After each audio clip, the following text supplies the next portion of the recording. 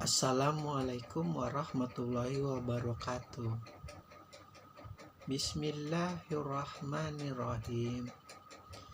Illallazina amanu wa amilus solihati wa tawassaw bil haq wa tawassaw bis sabr.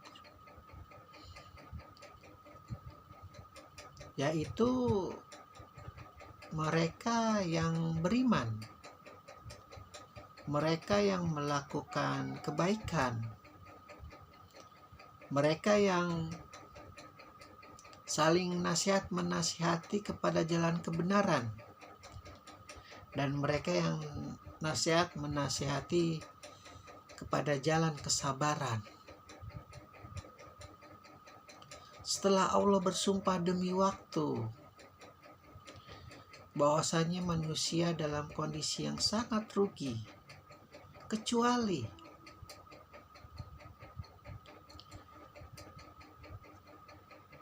ini berarti kalau menilik dalam perjuangan beliau berarti adalah kecuali yang dilakukan oleh Rasulullah. Berarti kalau dilakukan oleh Rasulullah berarti dilakukan oleh pengikutnya. Berarti kalau dilakukan pengikutnya berarti tidak dilakukan oleh musuhnya Rasulullah, oleh pendengki Rasulullah, oleh yang berusaha untuk mencelakakan Rasulullah, yaitu kaum kafir Quraisy, Abu Jahal, Abu Lahab, Abu Sufyan, dan Abu Gosok lainnya. Apa kriteria orang yang tidak merugi di hadapan Allah padahal dia sudah bersumpah demi waktu, demi masa lalu, masa kini, dan masa akan datang, demi waktu dimanapun ruang berada, yaitu bahwa mereka bukan termasuk orang yang merugi. Bagi mereka yang beriman, mengakui la ilaha illallah Muhammad Rasulullah, itu kriteria pertama, gerbang pertama,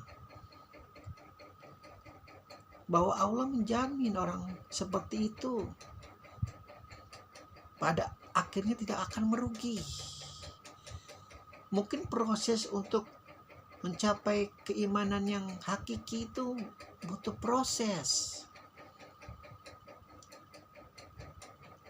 Kalau orang itu mampu memahami musuh yang berupa manusia karena berbeda jalan kebenaran, memahami musuh yang berada di dalam dirinya berupa hawa nafsu, maksiat, kedengkian, kekufuran, kemungkaran, lalu memahami musuh yang sejati yaitu iblis laknatullah, berhati-hati terhadap bisikannya, maka insya Allah mereka yang beriman kepada Allah dan Rasulnya,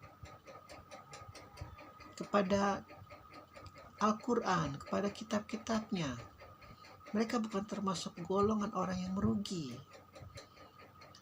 Lalu sudah mengakui keimanan ialah mereka melakukan kebaikan, mengerjakan kebaikan, bukan hanya sebatas pengakuan, diimplementasikan, diaktualisasikan, diactionkan. Tentu beda orang yang merampok dengan orang yang memberi sedekah. Tentu beda orang yang mencuri dengan orang yang menolong fakir miskin. Tentu beda orang yang melakukan korupsi dengan orang yang bekerja untuk kemaslahatan umum.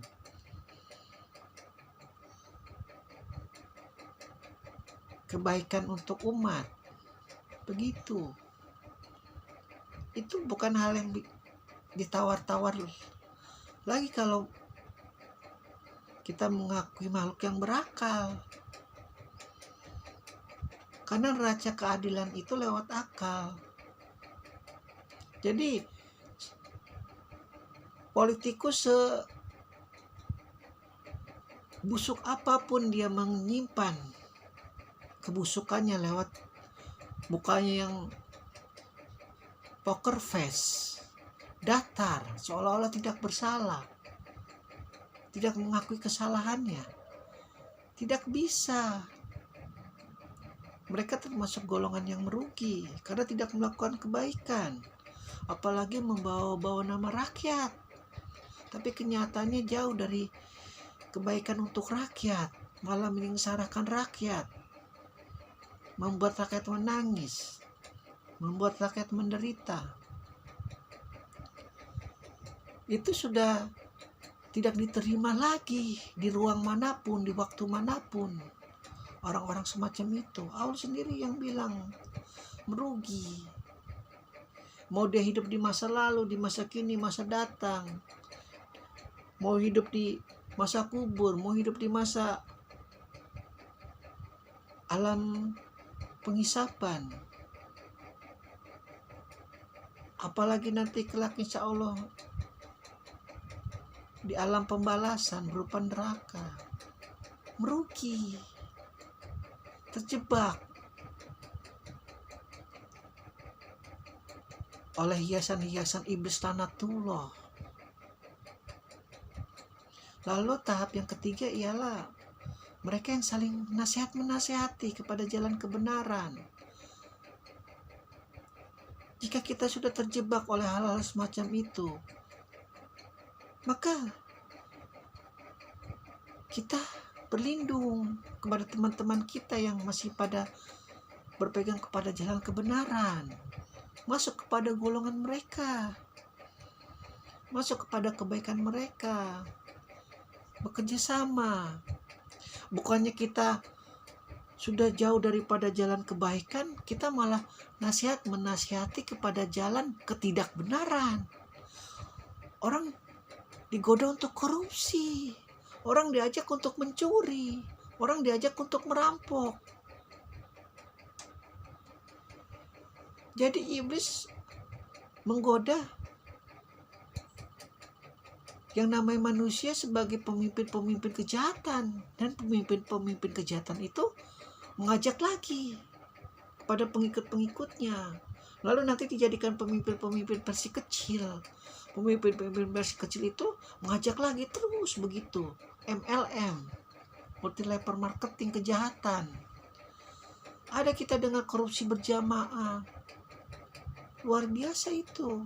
Kalian termasuk golongan yang merugi, meskipun digelapkan oleh iblis laknatullah 1 miliar di depan mata.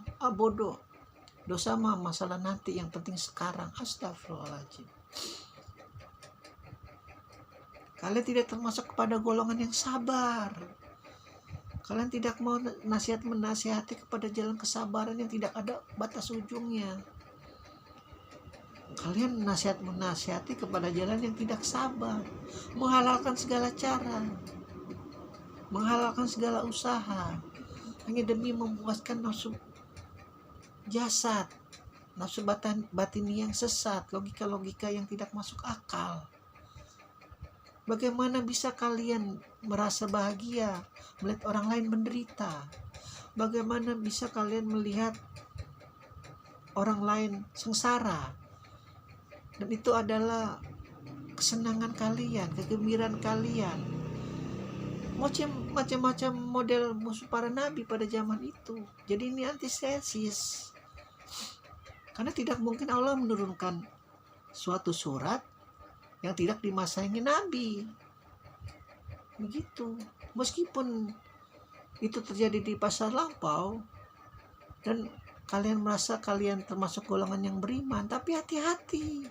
Apakah tingkah laku kalian termasuk golongan yang mengikuti Rasulullah atau malah yang tidak mengikuti Rasulullah? Luar biasa tajam ayat yang ketiga di surat Al-Asr ini. Nikmat.